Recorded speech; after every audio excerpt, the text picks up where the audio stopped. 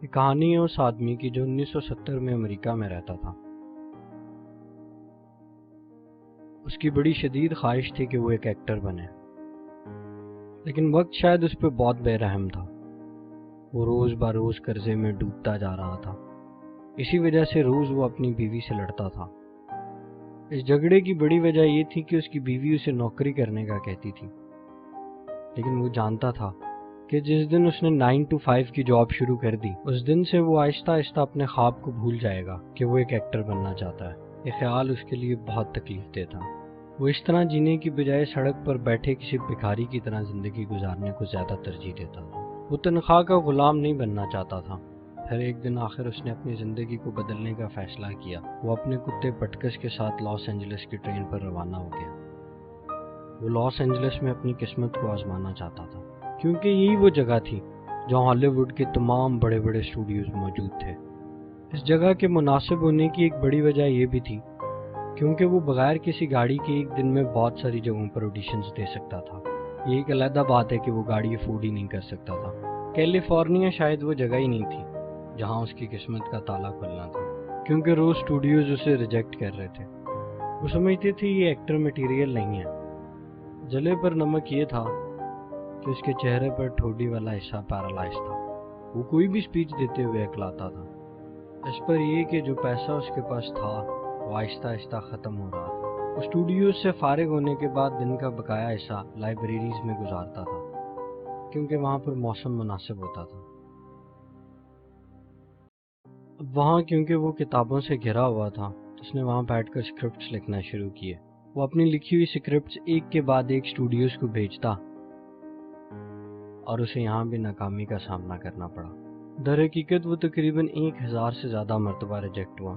اب وہ اپنے کتے کے لیے کھانا خریدنے کے قابل بھی نہ رہا۔ وہ ایک شراب خانے میں گیا اور ایک اجنبی کو اپنا کتا $25 میں بیچ دیا۔ یہ اس کی زندگی کا بد نصیب ترین دن تھا۔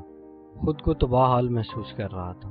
جو پیسے اس کے پاس باقی بچے اس کی اس نے شراب خرید لی تاکہ اس میں ڈوب کر وہ اپنا غم بھلا سکے۔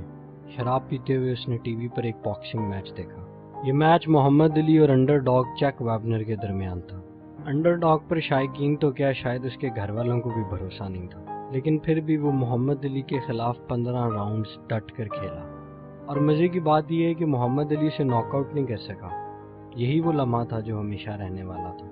ان 15 راؤنڈز میں چیک ویبنر نہ تو ہارا، نہ ہی ختم ہوا اور نہ ہی جیتا، بلکہ وہاں پر وہ ایک باکسر بن گیا۔ وہ بندہ فوراً اٹھا، اپنے فلیٹ پر گیا اور وہاں پر اس نے ایک اسکرپٹ لکھنا شروع کر دی جس میں گورا دنیا کی تمام تر مشکلات کے باوجود ورلڈ ہیوی ویٹ چیمپئن شپ جیت جاتا ہے۔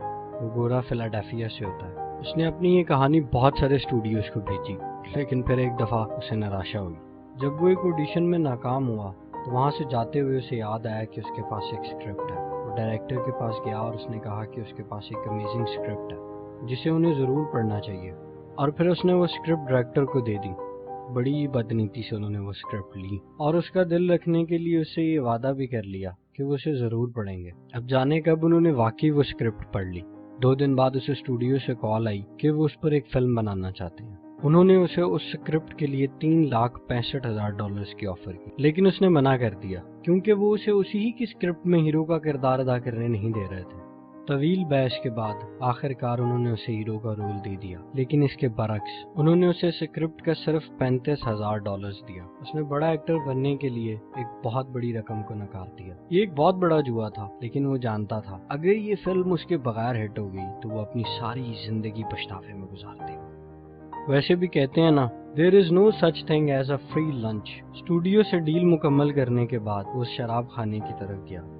وہاں اس نے 2 دن اس اجنبی کا انتظار کیا جس کے پاس اس کا کتا تھا۔ 2 دن بعد وہ آدمی اس کے کتے کے ساتھ اس شراب خانے میں آیا۔ اس نے اسے کہا کہ اب اس کے پاس پیسے ہیں اور وہ اپنا کتا واپس خریدنا چاہتا ہے، لیکن وہ آدمی اسے سننا ہی نہیں چاہتا تھا۔ اس نے اس آدمی کو $2,000 اور فلم میں سب سے بڑی فائٹ کے ریفری کا کردار دیا، جس پر وہ راضی ہو گیا۔ اسٹوڈیو نے فلم بنانا شروع کر دی۔ وہ چھوٹے چھوٹے کرداروں کے لیے اپنے دوستوں، اپنی فیملی کے افراد کو شامل کرتا رہا تاکہ پیسے بچ سکیں۔ اس فلم کے بہت سارے سین ایک ہی شاٹ میں ایک ہینڈی کیم سے لیے گئے۔ جب فلم ختم ہوئی تو وہ اپنی ماں کے ساتھ سنمے میں اسے دیکھنے کے لیے گیا، لیکن سب کچھ اچھا نہیں چل رہا تھا۔ لوگ اس بات پر ہنس ہی نہیں رہے تھے جس پر ہنسنا چاہیے تھا۔ فائٹ سینز کو اتنا پرجوش رسپانس نہیں مل رہا تھا جتنا ملنا چاہیے تھا۔ آہستہ آہستہ لوگوں نے سینما ہال چھوڑنا شروع کر دیا۔